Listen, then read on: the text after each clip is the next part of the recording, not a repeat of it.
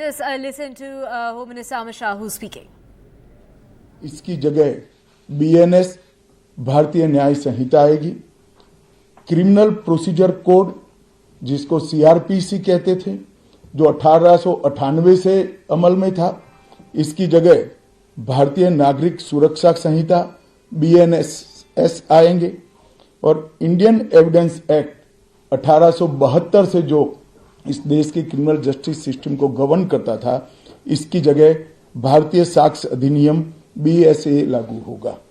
तो BNS, BNSS और BSA के लागू होने से पूरी न्याय प्रणाली का आपराधिक कानूनों की पूर्णतया इसके अंदर हम कह सकते अब भारतीय आत्मा है।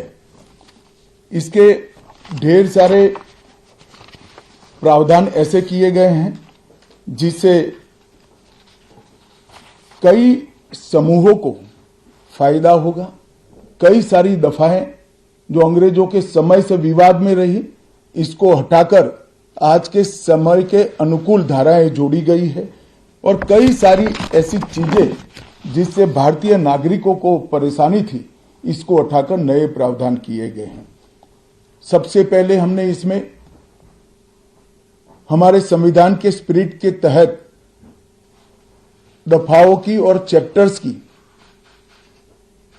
प्रायोरिटी तय की है। सबसे पहली प्रायोरिटी महिलाओं और बच्चों के अपराध को दी गई है और मैं मानता हूं कि ये करने की बहुत समय से पहले जरूरत थी।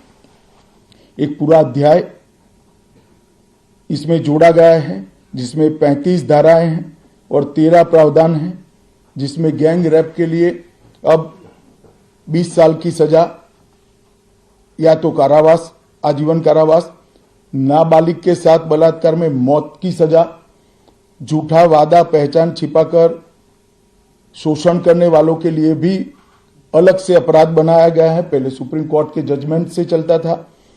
पीड़िता का बयान उसके घर पर महिला अधिकारियों की उपस्थिति में और अपने परिजनों की उपस्थिति में लेने का भी प्रावधान किया है। और इसके साथ साथ ऑनलाइन एफआईआर की व्यवस्था से भी ढेर सारी उत्पीड़न का सामना कर रही महिला एम्बरेसमेंट से बच पाएगी, ऐसा हमारा मानना है। सालों से देश भर में मॉब लिंचिंग के अपराध के लिए कानून में कोई प्रावधान नहीं था। प्रावधान करने की मांग होती थी। पहली बार मॉब लिंचिंग को परिभाषित किया गया है। नस्ल, जाति, समुदाय, लिंग, जन्म स्थान, भाषा और अन्य कारणों से जो मॉब लिंचिंग होता है, इसमें 7 वर्ष के कारावास से लेकर मृत्यु की सजा और आजीवन कारावास तक इसके अंदर जोड़ा गया है। तो एक बहुत बड़े समय से जो मांग थी वो पूरी होने जा रही है। राजद्रोह एक ऐसा कानून था जो अंग्रेजों ने अपने शासन की रक्षा के लिए बनाया। चाहे महात्मा गांधी हो, चाहे तिलक महाराज हो, चाहे सरदार पटेल हो, सभी लोग यही कानून के तहत 6-6 साल की सजा काटे थे। इसी कानून के तहत केसरी पर प्रतिबंध लगाया गया था। वो अपने राज्य की सुरक्षा के लिए अंग्रेजों ने बनाया हुआ कानून था। राजद्रोह को हमने जड़ से समाप्त कर दिया है और देश विरोधी हरकतों के लिए नई धारा लेकर आए हैं। पहले सरकार के खिलाफ स्टेटमेंट देना गुनाह था, अब भारत की एकता और अखंडता को क्षतिग्रस्त करने के लिए ये कानून अमल में आएगा। तो आजादी के इतने सालों के बाद ये कानून में बदलाव हुआ है, जो एक बहुत बड़ा परिचायक है हमारे संविधान के स्पिरिट का। मैं आप सभी के सामने बड़े विश्वास के साथ कहता हूं कि ये तीनों कानूनों के पूर्ण स्पिरिट के साथ देश भर में लागू होने के बाद ये कानून सबसे आधुनिक न्याय प्रणाली का सर्जन करेंगे। टेक्नोलॉजी को हमने न केवल अपनाया है, आने वाले 50 सालों तक टेक्नोलॉजी में जो भी अनुसंधान होने की संभावनाएं हैं, इस सबको कानून के अंदर हमने व्याख्या के तौर पर समाहित किया है, जैसे आने वाले समय में भी जो अनुसंधान होंगे वो व्याख्यायित किए गए। ये विश्व की सबसे आधुनिक न्याय प्रणाली बनेगी, इसका मुझे विश्वास है। कंप्यूटराइजेशन की प्रक्रिया ऑलरेडी पूरी हो गई है। 99.9% थाने कंप्यूटराइज हो चुके हैं। ई रिकॉर्ड जनरेट करने की प्रक्रिया भी हमने 2019 से ही चालू कर दी थी। 0 एफआईआर, ई एफआईआर, चार्जशीट और जवाब ये सभी डिजिटल होगा। किसी को बड़े बड़े जेरोक्स निकालकर करने की जरूरत नहीं है। 1 लाख पेज की चार्जशीट भी एक छोटे से पेन ड्राइव से जजेस के सामने जाएगी और पक्षकर्ताओं को दिए जाएगी। 90 दिन के अंदर इस कानून में पीड़ित को जिन्होंने न्याय की गुहार की है उनको अपने केस का प्रोग्रेस ऑटोमेटिकली ऑनलाइन भेजा जाएगा। हमने इसके अंदर 7 साल और उससे ज्यादा सजा वाले सभी गुना में फॉरेंसिक की टीम की विजिट को कंपलसरी कर फॉरेंसिक एविडेंस को कानूनी जामा पहनाने का काम किया है। मैं मानता हूं कि इससे बहुत फायदा होगा। दोष सिद्धि का प्रमाण हम बहुत आगे तक ले जा पाएंगे। साक्ष्यों की रिकॉर्डिंग और जांच पड़ताल में रिकॉर्डिंग की अनुमति दी है। वीडियोग्राफी को सर्च और सीजर के वक्त पर अनिवार्य किया है, जिससे किसी को फंसाने की कोई साजिश न हो पाए। ई बयान बलात्कार की पीड़िता का या छेड़खानी की पीड़िता का ई बयान को भी कानूनी माना गया है और कोर्ट में ऑडियो वीडियो के माध्यम से पेशी करने का भी प्रावधान हमने किया है। ई पेशी में गवाह, आरोपी, विशेषज्ञ और पीड़ित सभी को कानूनी जामा पहनाने का काम किया है।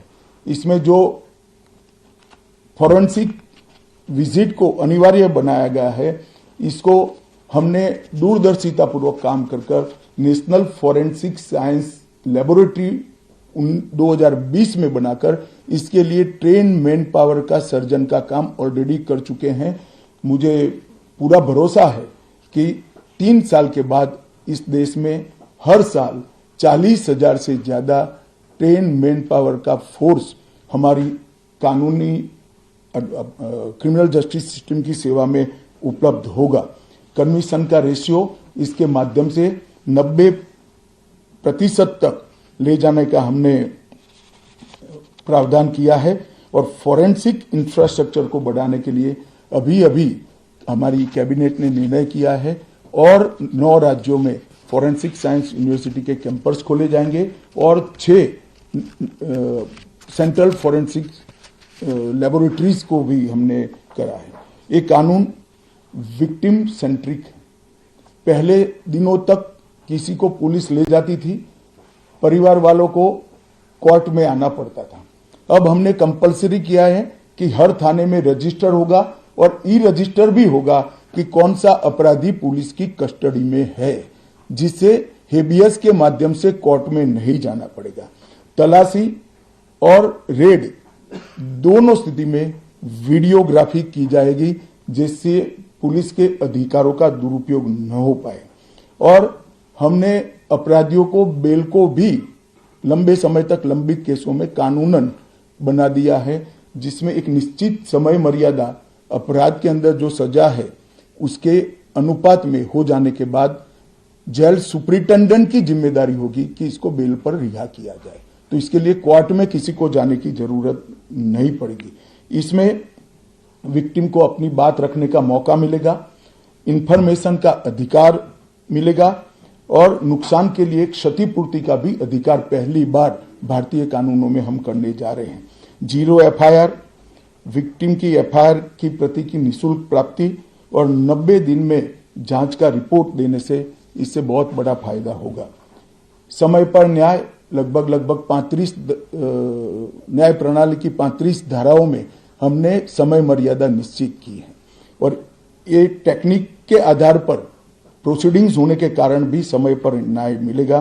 3 दिन में एफआईआर दर्ज करनी है, 7 दिन के भीतर जांच रिपोर्ट पीड़िता के सार्वजनिक करनी है, 60 दिन के अंदर ही अपराध तय करने हैं और घोषित अपराधियों के खिलाफ 90 दिन के अंदर मुकदमा कायम करना है और आपराधिक मामलों में मुकदमे की सुनवाई के बाद ज्यादा से ज्यादा 45 दिन के अंदर जजमेंट की घोषणा करनी है। तो कई जगह पे हमने समय को कम कर बाध्य कर हमने जल्दी से न्याय मिल पाए इस दिशा में काम किया है।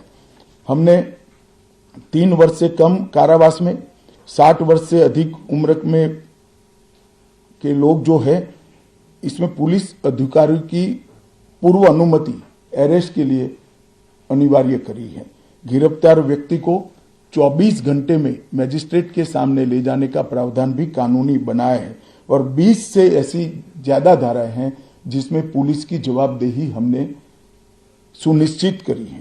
पहली बार पीई का भी हमने प्रावधान इसके अंदर किया है।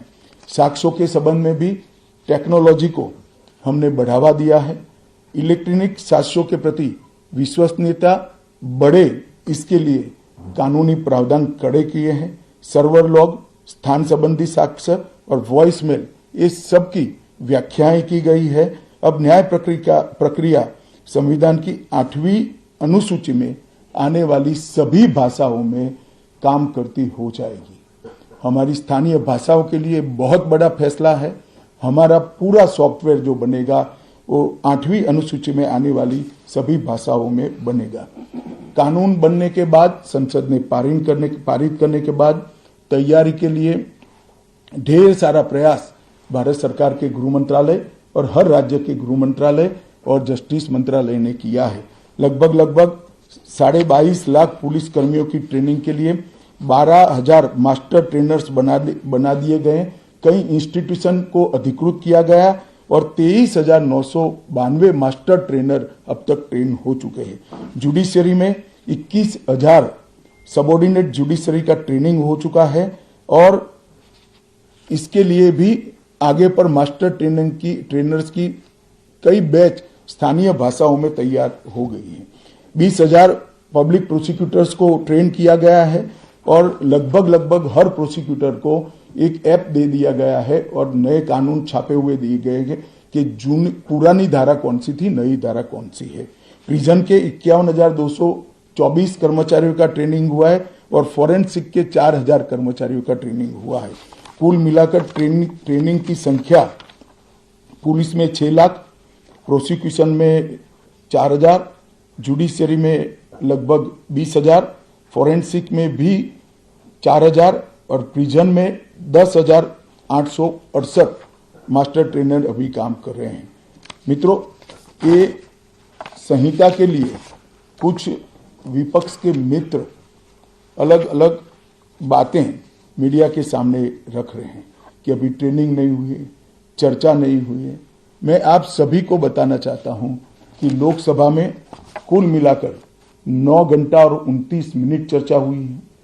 34 सदस्यों ने इसके अंदर पार्टिसिपेट किया है। राज्यसभा में 6 घंटा और 70 मिनट चर्चा हुई, 40 सदस्यों ने पार्टिसिपेट किया है। एक ये भी झूठ चलाया जा रहा है कि सबको बाल निकालने के बाद ये बिल लाया गया। बिल बिजनेस एडवाइजरी कमेटी में पहले से निश्चित था। मेरा ये स्पष्ट मानना है कि 14 तारीख से ही विपक्ष ने सदन का बहिष्कार करने जैसी हरकतें करी थी और शायद वो हिस्सा लेना नहीं चाहते थे।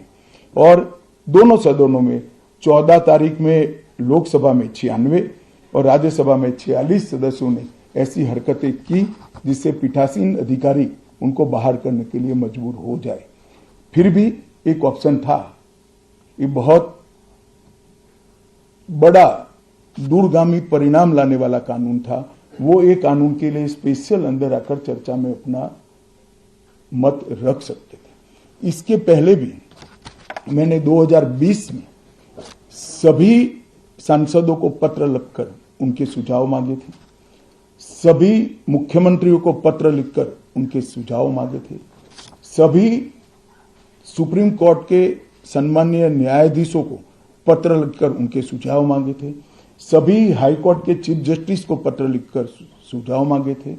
गृह सचिव जी ने सभी आईपीएस अफसरों से सुझाव मांगे थे, सभी कलेक्टर से सुझाव मांगे थे और ये सब सुझाव मिलाकर मैंने खुद अधिकारियों की बैठक को अलग करे तो मैंने खुद 158 बार इसकी मीमांसा कर बैठक कर विचार कर एक बिल बनाया।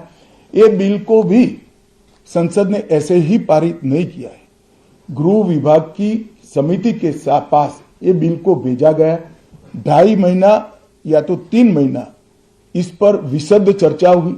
सभी दल के सांसदों ने इसके अंदर हिस्सा लिया है, अपने सुझावों को रखा है।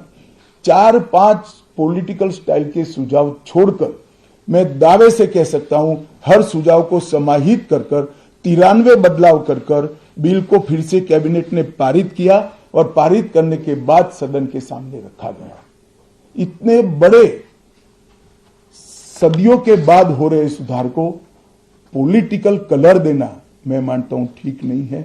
मेरे तो सभी विपक्ष के साथियों से विनती है, पॉलिटिक्स करने के ढेर सारे मुद्दे हैं, आराम से करिए पॉलिटिक्स, कोई चिंता नहीं, हम भी जवाब देंगे। मगर ये कानून देश के 140 करोड़ नागरिकों को संविधान का जो स्पिरिट है, न्याय और आत्मसम्मान, वो समय पर दिलाने की एक एक्सरसाइज है। तो आप सभी लोग इसमें कोऑपरेट करिए और मैं मानता हूं कि जिसको भी कुछ कहना है, मेरा दफ्तर हमेशा खुला है, मैं अवेलेबल हूं। मिलने से पहले रोड पर जाना मैं मानता हूं ठीक नहीं है। चर्चा करनी चाहिए, कुछ भी हो बात करनी चाहिए। और मेरा स्पष्ट मत है जो मैं आज बेबाक तरीके से आप लोगों के सामने रखना चाहता हूं, रिकॉर्ड के आधार पर कह सकता हूं मैं, भारत के आजादी के बाद किसी भी कानून पारित कराने के लिए इतनी लंबी चर्चा का प्रोसेस नहीं हुआ है। ये मैं रिकॉर्ड पर कहने के लिए तैयार हूं। 4 साल तक इस कानून पर विचार हुआ और अगर आपको अभी भी कुछ कहना है तो आप जरूर आइए, मैं सुनने के लिए तैयार हूं। मगर कृपया इस कानून को पब्लिक तक इसकी सेवा करने देने का मौका देना चाहिए। समय पर न्याय मिलेगा तो देश का भला होगा। संविधान की सुरक्षा और आत्मसम्मान की भावनाओं को नागरिक प्राप्त कर पाएंगे तो देश का भला होगा।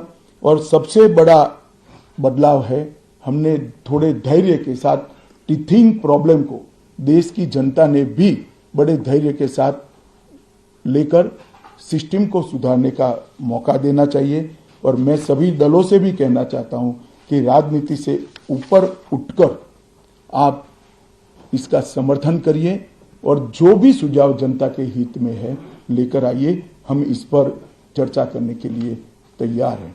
आप लोगों के मन में कोई बात है तो आप जरूर पूछ सकते हैं। सर, मैं नीरज पांडे हूं, एबीपी न्यूज से। मेरा सवाल है सर, पहले के कानून में किसी भी आरोपी को जो गिरफ्तार किया जाता था तो 15 दिन के रिमांड की व्यवस्था थी। अभी जो नया कानून है उसमें गिरफ्तारी के 60 दिनों तक कभी भी या तो एक साथ या हिस्सों में बुलाकर रिमांड लिया जा सकता है। इससे फायदा क्या होगा? नहीं, मैं आपको समझाता हूं। ये भ्रांति फैलाई गई है कि रिमांड का समय बढ़ाया गया है। मैं स्पष्ट कर देना चाहता हूं कि नए कानूनों के तहत, बीएनएस के तहत रिमांड का समय 15 दिन का ही है। मैं आप लोगों के सामने डिटेल में बताना चाहता हूं। आरोपी को आज पुलिस ने कस्टडी में लिया, कोर्ट ने रिमांड दे दी और आरोपी अस्पताल में भर्ती हो जाता है और 15 दिन तक अस्पताल में रहेगा तो क्या इसकी पूछताछ ही नहीं होगी? पूछताछ करनी चाहिए या नहीं करनी चाहिए? इसलिए हमने प्रावधान किया है कि 15 दिन की अपर लिमिट के अंदर, 60 दिन की अपर लिमिट के अंदर पुलिस इसका रिमांड ले सकती है। वरना उसको तो जुडिशियल कस्टडी में जेल में पहले भी रहना था और बाद में भी रहना है। एक दूसरा आरोपी पकड़ा जाता है, पुलिस को दोनों को इकट्ठा करके पूछताछ करनी है तो कैसे करेगी? तो 15 दिन की लिमिट को हमने नहीं बढ़ाया है। रिमांड 15 दिन की ही होगी। 60 दिन के भीतर 1 या 2 टुकड़ों में आप 15 दिन की रिमांड ले सकते हैं। भ्रांति फैलाई जा रही है कि रिमांड का पीरियड बढ़ाया गया है। कृपया मैं आप सबसे निवेदन करता हूं कि इसको आप क्लैरिफाई करिएगा जिससे जनता में गलत बात न जाए। टोटल 15 दिन होगा, टोटल 15 डेज विदिन 60 डे। अभी कपिल सिब्बल भी उठाया जाएगा, वो जानबूझकर उठा रहे हैं। मैं मानता हूं उन्होंने तो पढ़ा होगा कानून। सर, ये आज से ये कानून लागू हुआ, लेकिन सबसे पहला जो मामला FIR हुआ अगर दिल्ली में देखे तो स्ट्रीट वेंडर के खिलाफ कर दिया है पुलिस। ये झूठ इसका है, क्या मसला? ये झूठ है। सबसे पहला मामला अब तक के रिकॉर्ड के हिसाब से ग्वालियर के पुलिस थाने में हुआ है और चोरी का है। किसी की मोटरसाइकिल चोरी कर ली गई 1,80,000 की वैल्यू की। इसका मामला 12:10 पर रजिस्टर हुआ है, पहला मामला नहीं है। और जो वेंडर के खिलाफ मामला रजिस्टर हुआ इसका प्रावधान पहले भी था, ये नया प्रावधान नहीं है। पुलिस ने इसका रिव्यू का प्रोविजन का उपयोग कर वो मामले को खारिज कर दिया। जतिन धक्का एक आपने तो ये कहा है कि जितने भी लॉज बन रहे हैं शेड्यूल 8 की लैंग्वेजेस में मौजूद होंगे, पर तमिलनाडु की जो रूलिंग पार्टी है DMK, उनको अपोजिशन और कुछ और पार्टीज का भी नाम हिंदी में क्यों आता है जो पूरे देश में एप्लीकेबल हो? देखिए, मैं अलग बात कहना चाहता हूं। एक तो पूरा कानून तमिल में उपलब्ध कराया जाएगा, एक बात समझिए, प्रोसीडिंग तमिल में होंगे। अगर नाम के लिए भी आपके मन में कोई विरोध है तो मिलकर करना चाहिए। मुख्यमंत्री जी, सांसद, मुझे तो कोई ने ना किसी ने मिलने का समय मांगा है ना कोई मिलने आया है। फिर भी मैं सभी से अपील करता हूं कि जो कुछ भी आपकी ग्रीवेंसीज हैं, या तो ऐसा लगता है कि ये धाराएं जनता की सेवा ठीक से नहीं कर पाएगी, इसको लेकर मुझे मिलिए। कानूनों का बहिष्कार ये रास्ता नहीं है, पॉलिटिक्स करने के ढेर सारे रास्ते हैं। पायल मेहता सर, आपने ये बिल इंट्रोड्यूस किया, उसके बाद ये होम कमेटी में गया, वहाँ पे भी विस्तृत चर्चा हुई, पर विपक्ष में कभी भी जो कुछ नेता है, जो वकील है, वो कह रहे हैं कि इसको सिलेक्ट कमेटी या स्टैंडिंग कमेटी में क्यों नहीं भेजा, इतनी गड़बड़ी क्या थी इस बिल को? ने भेजा ही था, गृह विभाग की संसद की कमेटी में भेजा था, जिसमें श्री चिदम्बरम खुद थे और सबसे ज्यादा हिस्सा लेने वाले सदस्यों में चिदम्बरम साहब थे। और कांग्रेस पार्टी ने पहले चिदम्बरम जी नहीं थे तो उसको रखा स्पेशली। स्पीकर ने अनुमति भी दी कि ठीक है भाई, इनका अनुभव है, लॉयर है, तो असिस्ट करेंगे कमेटी को। स्टैंडिंग कमेटी में नहीं भेजा, सिलेक्ट कमेटी। क्या फर्क पड़ता है स्टैंडिंग कमेटी, इसमें भी प्रो रेटा मेंबर है, सभी दलों के सदस्य थे। चलो पीयूष, वहां तक बड़ा आरोप लगाया जा रहा है विपक्ष के द्वारा कि सभी कानून ड्रैकोनियन है, और दूसरा ये कि ये कानून के माध्यम से सरकार जो है हिंदुस्तान को एक पुलिस स्टेट में कन्वर्ट करना चाहती है। देखिए, मैंने आज आपको एक नोट भी गृह विभाग के माध्यम से अधिकृत नोट दिया जाएगा, जो मेरा आप सभी से निवेदन है कि इसको आप कृपया आप सबके अखबार और टीवी चैनल्स के अंदर जनता के लिए रखें। ड्रैकोनियन कानून तो वो थे जिसको हटाया गया है। ये कानून तो भारत की संसद ने और भारत की न्याय प्रणाली को आधुनिक बनाने वाले हैं, जिसमें पीड़ितों के अधिकार की रक्षा की गई। आप मुझे बताइए, पहले दिनों तक कस्टडी में रखने के बाद कोई परिजनों को जवाब नहीं देता था, हेबियस कर सुप्रीम कोर्ट या हाई कोर्ट में आते थे। हमने प्रावधान करा कि ऊपर एक रजिस्टर रखना पड़ेगा कि मेरी कस्टडी में फला फला व्यक्ति है, इससे पुलिस राज बढ़ेगा या कम होगा। कई सारी कोर्ट में फरियाद आती थी, सच झूठ तो कोर्ट को तय करना होता है, मगर कंप्लेंट्स आती थी कि पुलिस ने ये मेरे घर में रख दिया और मुझ पर आरोप लगा दिया। उस वक्त वीडियोग्राफी करना ये पुलिस राज को बढ़ावा देगा या कम करेगा? 24 घंटे में अपराधी को न्यायाधीश के सामने ले जाना ये पुलिस राज को कम करेगा या बढ़ाएगा? गिने चुने पुराने दकियानुसी कुछ शब्द और कुछ वाक्य कानून को पढ़े बगैर जनता में डालकर गलत फहमी करने का प्रयास करें। मेरी सभी से विनती है, कृपया ऐसा मत करें। प्रशांत जी, न्यूज़ 24 सर, मेरा सवाल ये है कि आप जो कंप्लेनेंट FIR लॉन्च करें, एंड रिजल्ट में उसको जो रिलीफ चाहिए, लंबी लड़ाई होती है, उसके नीचे जो काम करने वाला सिस्टम का ढांचा तो वही है, उसको कैसे उस पर रिलीफ? ऐसा नहीं है, सिस्टम के ढांचे पर कोई समय मर्यादा तय नहीं थी। अब पुलिस से लेकर जुडिशरी तक सबकी समय मर्यादा तय हुई है और टेक्नोलॉजी का हम उपयोग कर रहे हैं। आप बेंगलुरु गए हो, आपका गवाही का दिन है, तो बेंगलुरु से आप गवाही दे सकते हो, कोर्ट में जाने की जरूरत नहीं है। मगर ये पूरी प्रक्रिया को अप्लाई होते होते, टेक्नोलॉजिकल अपग्रेडेशन और सारे होते होते 3 या 4 साल लगेंगे। मैं आपको और आपके माध्यम से देश की जनता को विश्वास दिलाना चाहता हूं कि ये कानूनों के पूर्ण इंप्लीमेंटेशन के बाद किसी भी एफआईआर का सुप्रीम कोर्ट तक 3 साल के अंदर न्याय मिलने की प्रक्रिया पूरी हो जाएगी, और मैं सोच समझ कर कह रहा हूं इसको। जी, मैं रविकांत हूँ, टाइम्स ऑफ भारत से। सर, तीनों कानून लागू हुए, इम्प्लीमेंट हो गए हैं, तो आपको क्या लगता है कि ये ऑपोजिशन जानबूझकर किस तथ्यों के आधार पर विरोध करे या सिर्फ राजनीति के लिए मामला उठाया जा रहा है? देखिए, मैं इस पर टिप्पणी नहीं करना चाहता। मैं आप सबके माध्यम से अपील करना चाहता हूं कि जिसको भी मिलना है मैं तैयार हूं, हम मिलेंगे भी और समीक्षा भी करेंगे, और इसमें कृपया राजनीति नहीं करनी। अमित जी, एक जो कंसर्न आ रहा था विपक्ष की तरफ से वो ये था कि पेंडेंसी ऑफ केसेस और 2 पैरेलल क्रिमिनल जस्टिस सिस्टम होंगे, क्योंकि जो पुराने वाले केसेस रजिस्टर हुए हैं वो पुराने केसेस की तरह चलेंगे और जो नए वाले हैं वो नए की तरह। देखिए, जहां तक पेंडेंसी ऑफ केसेस का सवाल है, इस देश में सबसे ज्यादा शासन करने वाली पार्टी कांग्रेस है, वो हम पर नहीं मर सकते।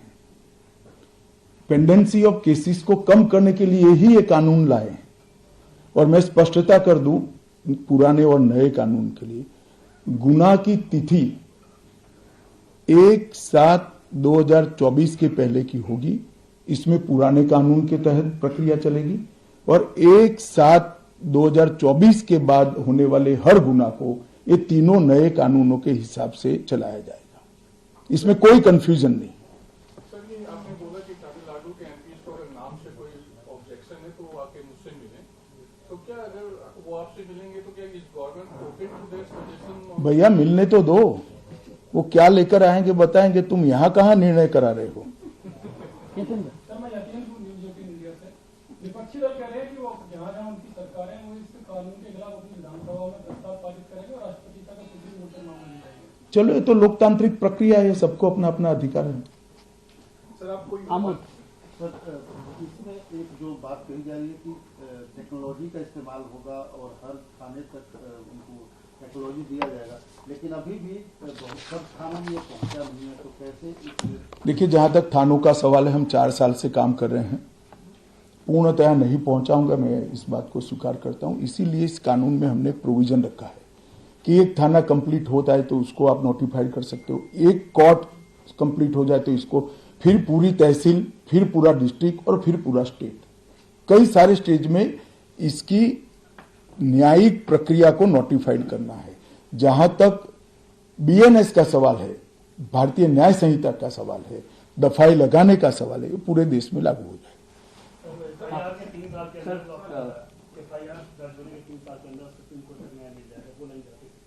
वो क्लियरिटी मैं आप सभी के माध्यम से देश की जनता को विश्वास दिलाना चाहता हूं कि इस कानून के संपूर्ण इम्प्लीमेंटेशन के बाद, और कुछ तकनीकी तैयारियां करनी है, ये तकनीकी तैयारियां होकर थाना और कोर्ट नोटिफाइड होने के बाद किसी भी न्याय मांगने वाले व्यक्ति को एफआईआर की डेट से 3 साल के अंदर सुप्रीम कोर्ट तक न्याय मिल जाएगा, इसका मुझे भरोसा है, और कानूनों में इस प्रकार का हमने प्रावधान किया है। सर, मैं दैनिक भास्कर से हूं, मुकेश। देखिए, मैं मानता हूं कि हम 15 अगस्त के पहले सारे यूटी में इसको कंप्लीट कर देंगे। यूटी में दिल्ली भी आता है, और उसके बाद हर जिला एक एक तैयार होता जाएगा, वो होता है। इंप्लीमेंटेशन आप पहले समझ लीजिए, बीएनएस और बीएनएसएस, इसके लिए इंप्लीमेंटेशन में कुछ तैयारी की जरूरत नहीं है। जहां तक बीएसए, भारतीय साक्ष्य अधिनियम है, इसके लिए कोर्ट में काफी सारी तैयारी करनी है, मगर 2020 से ही सुप्रीम कोर्ट के साथ चर्चा कर सुप्रीम कोर्ट मॉडर्नाइजेशन का एक बड़ा प्रोग्राम ली है, और वहां पर भी काफी सारा काम हो चुका है, सॉफ्टवेयर भी तैयार हो चुके हैं। सर, भास्कर से मुकेश कौशिक, एक डिस्क्रिपेंसी है कि पुराने कानून में ये प्रोविजन था कि अगर कोई पुरुष के साथ दुराचार करता है तो उसका सेक्शन 377A था, वो खत्म हो गया, लेकिन उसके बाद कुछ मामले ऐसे आ गए हैं जो इस तरह के केस दर्ज हुए। क्या कोई संशोधन का प्रस्ताव है? संशोधन तो नहीं, मगर इसमें सुप्रीम कोर्ट का एक जजमेंट पे है, इसके इंटरप्रिटेशन का सवाल है, हम सुप्रीम कोर्ट से चर्चा जरूर करेंगे इसमें। सर, ये आपने जो कहा कि तमिलनाडु के एमपीज आकर मिल सकते हैं आपसे, जो कोई कुछ ऑल पार्टी ऐसी मीटिंग भी हो सकती है अगर कोई बुलाने का आपका? ऑलरेडी हो चुकी है, ऑल पार्टी कमेटी में होती ही है। और आपको सबसे पहले बड़ी संशय लगता है, आप मिल जाओ मुझे अकेले में।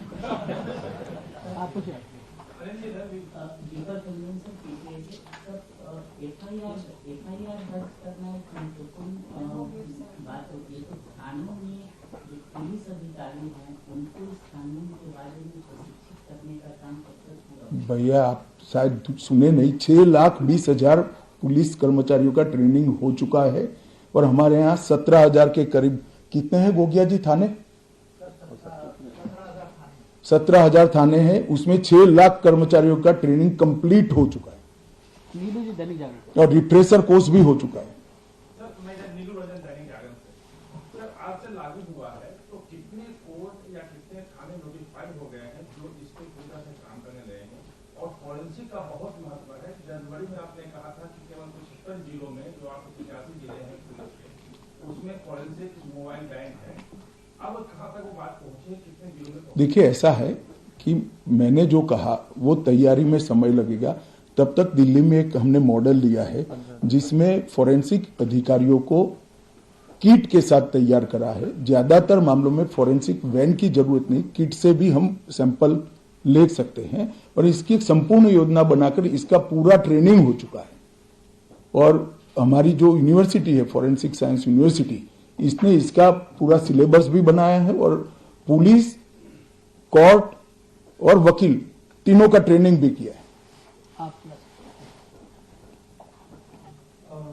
क्योंकि आज से ये तीनों कानून लागू हो चुके हैं देश के अंदर, आपने कई फीचर्स और कई धाराएं बताई हैं जो कई लोगों को सहूलियत भी देंगे।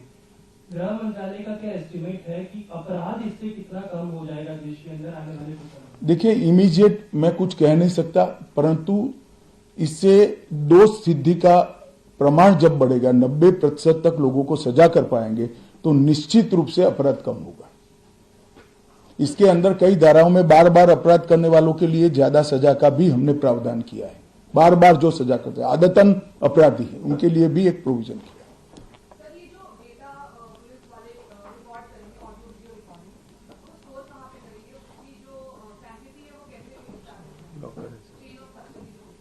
तो ये तो लिखित की भी कैसे सेंटिटी होगी? हैं? अरे लिखित बयान जो होता है वो लिखित बयान भी चार्जशीट के साथ जोड़ना होता है और डेटा को स्टोर करने की लिख प्रूफ सिस्टम की है। रिकॉर्डिंग करने वाले और सिस्टम में अपलोड करने वाले दोनों की जवाबदेही भी इसमें निश्चित की गई। एक क्लैरिफिकेशन सर, आपने कहा कि 46 मेंबर्स को सदन से निकाला गया था, लेकिन उनके लिए एक स्पेशल ऑप्शन दिया था कि वो आके अपनी बात रख सकते हैं, यही ना? नहीं, वो संपर्क करते तो तुरंत हम तो परमिशन देंगे उनको। कितने लोगों ने ऑप्शन अपनाया? वो एक ने भी नहीं अपनाया। जो पुलिस वाले एफआईआर नहीं लिखते उनके खिलाफ भी कोई कार्रवाई होती है? एफआईआर के बाद ही तो सारी सवाल नहीं है, ई एफआईआर हो सकती है। आप आपके मोबाइल से एफआईआर रजिस्टर्ड करा सकते हो, जाने की जरूरत ही नहीं है और वो ऑटोमेटिक सर्वर पर आ जाएगी। पुलिस को लेना ही लेना है, सर्वर हैंग नहीं कर सकता कोई। सबसे ज्यादा सजेशन होम कमेटी में मिस्टर एलंगो का है ना कि दोनों के, एलंगो के भी थी, चिदम्बरम साहब के भी थे। कितने परसेंट मानते? दोनों के काफी मानते? परसेंटेज मुझे मालूम नहीं है, मैं कमेटी का मेंबर नहीं हूं, मगर लगभग 95% से ज्यादा सजेशन मान लिए गए थे। एक छोटा सा डाउट था कि टेरर जो है ये यूएपी में भी आएगा और मकोका जैसे ऑर्गेनाइज्ड क्राइम, इसको करने की जरूरत क्या है? इसको करने की इसलिए जरूरी है कि हमारी सरकार का पॉलिसी है टेरर के खिलाफ जीरो टॉलरेंस का। कई सारे टेरर के इंसिडेंट ऐसे होते हैं जिसका षड्यंत्र देश के बाहर होता है। अगर इसके अनुकूल व्याख्याएं नहीं होती है तो कई जगह पे अपराधियों को इसका फायदा मिलता है, वो छूट जाते हैं और पुलिस हाथ पे हाथ धरती रहे। मैं गुजरात में गृह मंत्री था, हमारे यहाँ बम धमाके हुए थे, 58 लोग मारे गए थे। वो बम धमाके में सारा षड्यंत्र बाहर हो गया। सारे के सारे लोग सूरत में सिमी के एक्टिविस्ट थे, इन पर केस दर्ज किया गया और वो छूट गए थे। क्योंकि टेरर की कोई स्पेसिफिक व्याख्या नहीं थी। मैं मानता हूं कि इस देश को टेरर फ्री कराना हम सबका लक्ष्य होना चाहिए और जो टेररिज्म में लिप्त है उसको कठोर से कठोर सजा जल्दी से जल्दी होनी चाहिए।